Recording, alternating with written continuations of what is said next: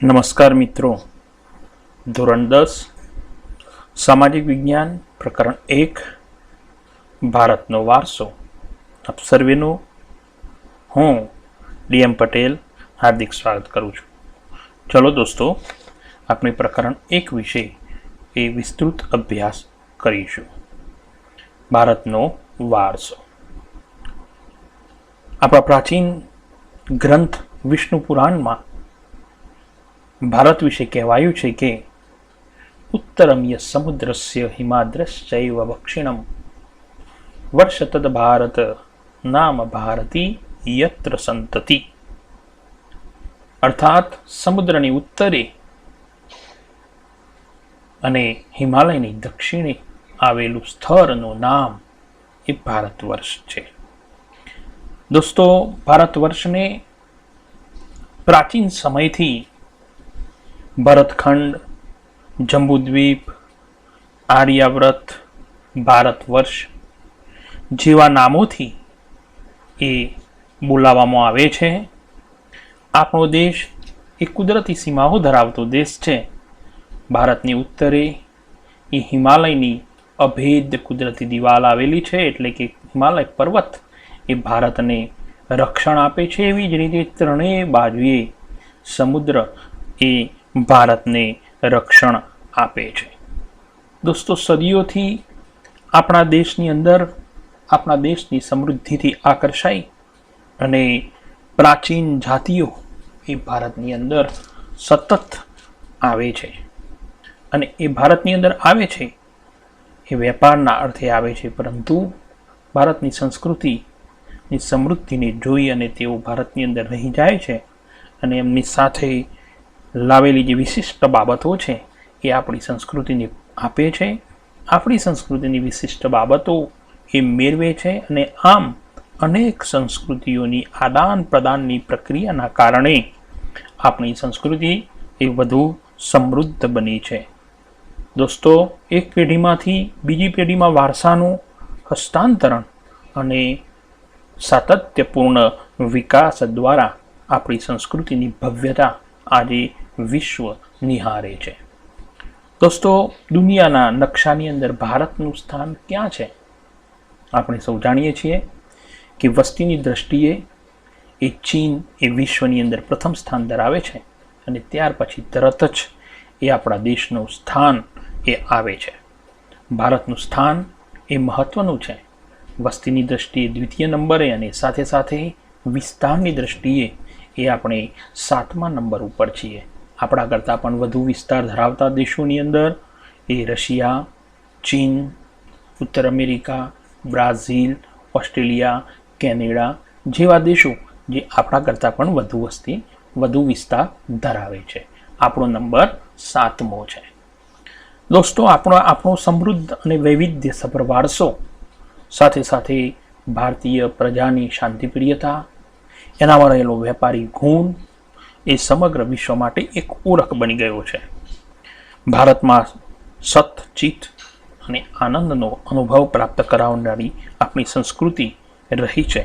સાથે સાથે આપણા દેશના કેટલાક મૂલ્યો, વેલ્યુ, અહિંસા, સત્ય, શાંતિ જેવા મૂલ્યો એની પ્રશંસા સમગ્ર વિશ્વ કરે છે અને સમગ્ર વિશ્વ એ આ મૂલ્યોનો સ્વીકાર પણ કરે છે. આપણી સંસ્કૃતિને ઘડવામાં અનેક વ્યક્તિઓએ, અનેક લોકોએ, અનેક સંસ્કૃતિએ પોતાનો ફાળો આપ્યો છે. સિંધુ ખીણની સંસ્કૃતિ, જેને આપણે હિન્દુ સંસ્કૃતિ પણ કહીએ છીએ, ત્યાંથી આજ દિવસ સુધી માનવીએ પોતાની આવડત, બુદ્ધિ, શક્તિ, કલા, કૌશલ્ય દ્વારા એ ભારતની સંસ્કૃતિને પોષણ આપ્યું છે. દોસ્તો, આપણી સંસ્કૃતિને પોષણ આપવામાં ઋષિ મુનિઓ, સંતો, વિદુષીઓ, વિદ્વાનો, ચિંતકો, કલાકારો, કારીગરો, વૈજ્ઞાનિકો, સંશોધકો, સાહિત્યકારો, શિક્ષણશાસ્ત્રીઓ, રાજનીતિજ્ઞો, ઇતિહાસકારો, સમાજ સુધારકો વગેરેનો અગત્યનો ફાળો રહ્યો છે. તેમના ધર્મ, શાસન શૈલી, ભાષા, કલા, ચિત્ર, બોલી, પહેરવેશ, રીતિ રિવાજો એ સમયાંતરે ભારતને મળતા રહ્યા ને આ રીતે આપણા દેશની ભાતૃગર સંસ્કૃતિનું નિર્માણ થયું. દોસ્તો, અહીંયા વારંવાર એક શબ્દ પ્રયોજાઈ રહ્યો છે, સંસ્કૃતિ. સંસ્કૃતિનો અર્થ શું? તો ટૂંકમાં કહેવું હોય તો કહી શકાય કે ગુફાથી ઘર સુધીની માનવજાતની વિકાસ યાત્રા. આદિ માનવોથી આજના યુગની અંદર માનવી જે પ્રવેશો છે એ જે સમયાંતરે જે પરિવર્તનો આવ્યા છે અને જે વિકાસની તકો સર્જાઈ છે એ સંસ્કૃતિના સંદર્ભની અંદર આપણે જોઈ શકીએ. સંસ્કૃતિની ટૂંકમાં જો આપણે વ્યાખ્યા આપવી હોય તો કહી શકાય કે સંસ્કૃતિ એટલે માનવ મનનું ખેડાણ. માનવ સમાજની ટેવો, મૂલ્યો, આચાર વિચાર, ધાર્મિક પરંપરાઓ, રહેણી કરણી અને જીવનને ઉચ્ચતમ ધ્યેય તરફ લઈ જતા આદર્શોનો સરવાળો. આમ સમગ્ર રીતે આપણે એને સંસ્કૃતિ કહીશું. ભારતનો સાંસ્કૃતિક વારસો. વારસો શબ્દ આપણા માટે નવો છે. વારસો એટલે આપણા પૂર્વજોએ આપણને જે કંઈ પણ ભેટ આપ્યું છે એને આપણે વારસો કહીશું.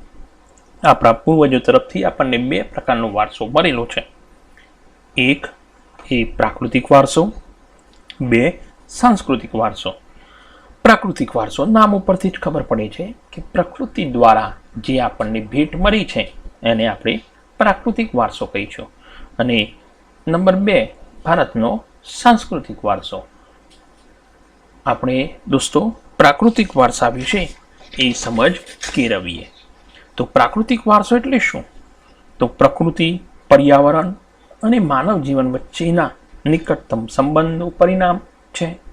પ્રાકૃતિક વારસો એ આપણને કુદરત તરફથી પ્રાપ્ત થયો છે અને એમાં એ ઊંચા પર્વતો, નદીઓ, ઝરણા, સાગરો, લાંબો દરિયા કિનારો, વૃક્ષો, વનસ્પતિ, જીવજંતુઓ, ઋતુઓ વગેરે. સાથે સાથે સાહિત્યની વાત કરીએ તો પંચતંત્રની વાર્તાઓ, ભગવાન બુદ્ધની જાતક કથાઓ વગેરે પણ એ આપણને પ્રાપ્ત થયું છે. આ સિવાય વૃક્ષો, વનસ્પતિ, જીવજંતુઓ, ઋતુઓ, પશુ પક્ષીઓ, અનેક પ્રકારના ખડકો, ખનિજો, આ તમામ પાણી, શુદ્ધ વાયુ વગેરે પણ આપણને પ્રકૃતિ તરફથી પ્રાપ્ત થયું છે. અને પ્રકૃતિની સાથે રહેવાથી એ આપણું લોકસંગીત, શાસ્ત્રીય સંગીત, ગીતો, તહેવારો, કવિતાઓ, ચિત્રો, આ તમામ બાબતો એ સંસ્કૃતિ સાથે અને પ્રાકૃતિક વારસા સાથે એ જોડાયેલી બાબતો છે. જેમ કે આપણા તહેવારો એનો પ્રકૃતિ સાથે ઘનિષ્ઠ સંબંધ રહેલો છે. જેમ કે હોળીની અંદર એ નાના બાળકોને આંબાનો મોળ પાવામાં આવે છે તો એ પ્રકૃતિ સાથેનો નિકટતમ સંબંધ થયો કહેવાય.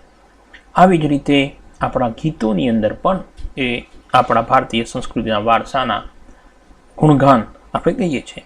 ભારતની જે નિસર્ગોપચાર પદ્ધતિઓ, નેચરોપેથી અને આયુર્વેદિક, યુનાની ચિકિત્સા, આ તમામ ચિકિત્સાઓ એ પ્રકૃતિને આધારે છે. પ્રાચીન સમયની અંદર જ્યારે એલોપેથી નહોતી ત્યારે આપણા પૂર્વજો એ આયુર્વેદિક પદ્ધતિથી પોતાની ચિકિત્સાઓ કરાવતા હતા. સમગ્ર રીતે જોઈએ તો પ્રાકૃતિક વારસાને 4 ભાગની અંદર આપણે વિભક્ત કરી શકીએ. પહેલો છે ભૂમિદ્રશ્યો, બીજો છે નદીઓ, ત્રીજો છે વનસ્પતિ જીવન અને ચોથો વન્ય જીવન. ભૂમિદ્રશ્યો. ભૂમિદ્રશ્ય એટલે શું? તો ભૂમિ આકારો દ્વારા ભૂમિદ્રશ્યોનું સર્જન થાય છે. દાખલા તરીકે આપણો હિમાલય પર્વત એક જમીન ઉપરનો એક આકાર છે અને આપણને અનેક રીતે ઉપયોગી છે. એના ઉપર વિવિધ પ્રકારની વનસ્પતિઓ, ખનિજો, પશુ પક્ષીઓ, એના શિખરો એ બરફથી છવાયેલા છે અને એમાંથી 12 માસ પાણી વહાવતી પુષ્કર નદીઓ એ આપણને પ્રાપ્ત થઈ છે. તરાઈના જંગલો પણ ત્યાં આવેલા છે. હિમાલયની અંદર આપણા યાત્રાધામો પણ છે. બદ્રીનાથ, કેદારનાથ, અમરનાથ જેવા યાત્રાધામો જે આપણે હિન્દુ ધર્મ તરીકે જીવનની અંદર એકવાર આ યાત્રાધામોના દર્શન કરવા આપણે આપણી ફરજ સમજીએ છીએ, આપણો ધર્મ સમજીએ છીએ. એવી જ રીતે નંદાદેવી જેવા શિખરો પણ હિમાલયની અંદર એ આપણને જોવા મળે છે. પ્રાકૃતિક વારસાની અંદર બીજો ભાગ નદીઓ. પ્રાચીન કાળથી નદીઓના કિનારે માનવ જીવન એ વિકાસ પામ્યું છે અને એટલે તો નદીઓને લોકમાતાઓ પણ કહેવામાં આવે છે. સિંધુ, ગંગા, યમુના, સરસ્વતી, નર્મદા, ગોદાવરી, કૃષ્ણા, કાવેરી જેવી નદીઓના કિનારે ભારતનું માનવ જીવન વિકાસ પામ્યું છે. આ નદીઓ આપણને એ પીવાનું પાણી, સિંચાઈ, વીજળી, ખેતી, જળમાર્ગ જેવી મહત્વની બાબતોની અંદર ઉપયોગી થઈ છે. અને આ રીતે ભારતીય પ્રજાના જીવનને સમૃદ્ધ બનાવવામાં આ નદીઓ એ મહત્વનો ફાળો આપ્યો છે. અને એટલે તો આપણે નદીઓને માતા કહીએ છીએ. ગંગા માતા, યમુના મૈયા, નર્મદા માતા. ત્યાર પછી વનસ્પતિ જીવન. ભારતની પ્રજા આદિ સમયથી પર્યાવરણ પ્રેમી રહી છે. ભારતની પ્રજાનો વૃક્ષ પ્રેમ, પુષ્પ પ્રેમ, છોડવા પ્રત્યેનો આદર એ આપણે જોઈએ છીએ. માણસે પોતાના જીવન દરમિયાન પાણી, પશુઓ, પક્ષીઓ, આહાર વગેરેની સાથે આ તમામ પ્રકારના પ્રકૃતિના તત્વોને આહાર માટે વનસ્પતિ પર આધાર રાખવો પડે છે. ભારતની અંદર વડ, પીપળો, તુલસી વગેરેની પૂજા કરવામાં આવે છે. વટ સાવિત્રીનું વ્રત એનું શ્રેષ્ઠ ઉદાહરણ છે. આ સિવાય દોસ્તો એ વન્ય જીવન, વાઇલ્ડ લાઈફ, આપણા માનવ સંસ્કૃતિની આસપાસ વન્ય જીવન પણ ઘડાયેલું છે. આપણી સંસ્કૃતિની અંદર એ વન્યજીવોને ખૂબ મહત્વ મળેલું છે. વાઘ, સિંહ, હાથી, ગેંડુ, ચિંતો, શિયાળ, રીંછ, હરણ, રોઝ, સાબર, સસલા, અજગર, સાપ, નાગ, નોળિયો, ગો, શાહુડી જેવા અનેક જીવો જોવા મળે છે. અને એશિયાટિક સિંહો એ મહત્વના છે. ગુજરાતના ગીરના જંગલોના સિંહો એ દુનિયાની અંદર ગુજરાતનું નામ અપાવ્યું છે. આ સાથે જ આપણા દેવી દેવતાઓના વાહનો વાઘ, મોર, મગર, ગરુડ વગેરે એ આપણે દેવી દેવતાઓના વાહન તરીકે પ્રસ્થાપિત કર્યા છે. દોસ્તો આપણી રાષ્ટ્રીય મુદ્રાની અંદર તો 4 સિંહોની આકૃતિ, ઘોડા, બળદ એનું મૂલ્ય મરેલું છે. આપણા જીવોની સુરક્ષા માટે સરકાર દ્વારા અવારનવાર અનેક કાયદાઓનું ઘડતર પણ કરવામાં આવ્યું છે. અને અભયારણ્યો, જૈવ આરક્ષિત ક્ષેત્રો જેવા ક્ષેત્રોનું નિર્માણ પણ કરેલું છે. તો દોસ્તો આ 4 બાબતો એ આપણે જોઈ પ્રાકૃતિક વારસામાં: ભૂમિ દ્રશ્યો, નદીઓ, વનસ્પતિ જીવન અને વન્ય જીવન. હવે ભાગ 2, ભારતનો સાંસ્કૃતિક વારસો. તો ભારતનો સાંસ્કૃતિક વારસો એટલે શું? તો પ્રાકૃતિક વારસો એ આપણને પ્રકૃતિ તરફથી પ્રાપ્ત થયો છે, જ્યારે સાંસ્કૃતિક વારસો એનું સર્જન માનવીએ કર્યું છે. માનવીએ પોતાની બુદ્ધિશક્તિ, આવડત અને કલા કૌશલ્ય દ્વારા જે કંઈ પણ સર્જન કર્યું કે બનાવ્યું એને આપણે સાંસ્કૃતિક વારસો કહીશું. આર્યોથી શરૂ કરીને આજ દિન સુધી શકો, ક્ષત્રપ, કુષાણ, હુણ, ઈરાનીઓ, તુર્કો, આરબો, મોગલો, પારસીઓ, અંગ્રેજો, ફ્રેન્ચો જેવી વિવિધ પ્રજાતિઓ ભારતની અંદર આવતી ગઈ અને ભારતની સંસ્કૃતિને સમૃદ્ધ બનાવતી ગઈ. આ બધી આપણે શાના આધારે વાત કરીએ છીએ? તો સિંધુ ખીણની અંદર જે ખોદકામ થયું એની અંદરથી આપણને આશરે 5000 વર્ષ જેટલા પ્રાચીન અવશેષો પ્રાપ્ત થયા છે. જેમ કે તેમાંથી દેવી દેવતાઓની પ્રતિમાઓ, માનવના શિલ્પો, પશુઓ તથા રમકડા, દાઢીવાળા પુરુષનું શિલ્પ, નર્તકીની મૂર્તિ અને આ સાથે મૌર્ય યુગની ઊંધા કમળની આકૃતિ ઉપર સિંહ અને વૃષભનું શિલ્પ, બુદ્ધની પ્રજ્ઞા પારમિતાનું શિલ્પ, સારનાથની ધર્મચક્ર પ્રવર્તનવાળી મહાત્મા ગૌતમ બુદ્ધની પ્રતિમાઓ, કાલખંડની જૈન તીર્થંકરોની પ્રતિમાઓ, રાષ્ટ્રકૂટ રાજાઓના સમયની ઇલોરાની ગુફાઓ નિહાળતા આપણને આપણા સાંસ્કૃતિક વારસા પ્રત્યે આદર અને ગર્વ અનુભવાય છે. આ જ રીતે સંસ્કૃતિની અંદર, સાંસ્કૃતિક વારસાની અંદર મંદિરો, શિલાલેખો, સ્તૂપો, વિહારો, ચૈત્યો, મકબરા, મસ્જિદો, કિલ્લાઓ, ગુંબજો, રાજમહેલો, દરવાજા, ઇમારતો, ઉત્ખનન કરેલા સ્થળો તેમજ ઐતિહાસિક સ્મારકોનો સમાવેશ કરી શકાય છે. આપણા સંગ્રામના ઐતિહાસિક સ્થળો જેવા કે સાબરમતી આશ્રમ, દાંડી, બારડોલી, શાંતિનિકેતન, દિલ્હી, આ બધા આપણા ઐતિહાસિક વારસાના મહત્વના સ્થાનો છે. આ સિવાય પણ દુનિયાને આપણે ભાષા, લિપિ, અંકો, શૂન્યની શોધ, ગણિત, પંચાંગ, ખગોળ, લોખંડ, સાહિત્ય, ધર્મ, યુદ્ધશાસ્ત્ર, રથ, સમાજશાસ્ત્ર, પ્રાણીશાસ્ત્ર, વાસ્તુશાસ્ત્ર, પર્યાવરણ અને તેની સુરક્ષા વગેરે એ આપણને વિશ્વને ભેટ આપી છે. તો આ તમામ બાબતોનો સમાવેશ એ સાંસ્કૃતિક વારસાની અંદર કરી શકાય અને એમાં પણ આપણો ગુજરાતનો સાંસ્કૃતિક વારસો એ ખૂબ મહત્વનો છે. આવો દોસ્તો આપણે ગુજરાતના સાંસ્કૃતિક વારસાના સ્થળો વિશે એ જાણીએ. આપણું ગુજરાત એ સાંસ્કૃતિક વારસાના સ્થળોથી અને પ્રાકૃતિક વારસાના સ્થળોથી પણ સમૃદ્ધ છે. તો સૌપ્રથમ સાંસ્કૃતિક વારસાના સ્થળોની શરૂઆત કરીએ તો આપણું પ્રાચીન ઉત્ખનન કરેલું સ્થળ એટલે કે ખોદકામ કરેલું સ્થળ ધોળકા તાલુકાનું લોથલ, એવી જ રીતે રંગપુર જે લીંબડી તાલુકો અને સુરેન્દ્રનગર જિલ્લામાં આવેલું છે. સાથે સાથે કચ્છના ભચાઉ તાલુકાના ખદીર બેટની અંદર આવેલું ધોળાવીરા, ત્યારબાદ રોજડી, રાજકોટ જિલ્લાની અંદર આવેલું શ્રીનાથગઢ વગેરે મુખ્ય છે. આપણી નજીક આપણા વડાપ્રધાનશ્રીનું નિવાસ સ્થાન અને પ્રાચીન સમયથી આનંદ નગરી તરીકે પ્રસિદ્ધ એ વડનગર નગર, એનું કીર્તિ તોરણ એ આજે પણ દુનિયાને કીર્તિ અપાવી રહ્યું છે. એવી જ રીતે જૂનાગઢની આવેલો સમ્રાટ અશોકનો શિલાલેખ, આપણા જિલ્લાનું આપણા સૌનો મૂળ પિંચ સમૂહ મોઢેરાનું સૂર્ય મંદિર, એવી જ રીતે ચાંપાનેરનો દરવાજો, સિદ્ધપુરનો રુદ્ર મહાલય, વિરમગામનું મુનસર તળાવ, સાથે સાથે અમદાવાદની જામા મસ્જિદ અને હઠીસિંગના ડેરા, અમદાવાદનો ઝૂલતો મિનારો, સીદી સૈયદની જારી, પાટણનું સહસ્ત્રલિંગ તળાવ અને વડોદરાનો રાજમહેલ, જૂનાગઢનો મહોબ્બત ખાનનો મકબરો, નવસારીની પારસીની અગિયારી, આ બધા ઐતિહાસિક મહત્વ ધરાવતા સ્થળો છે.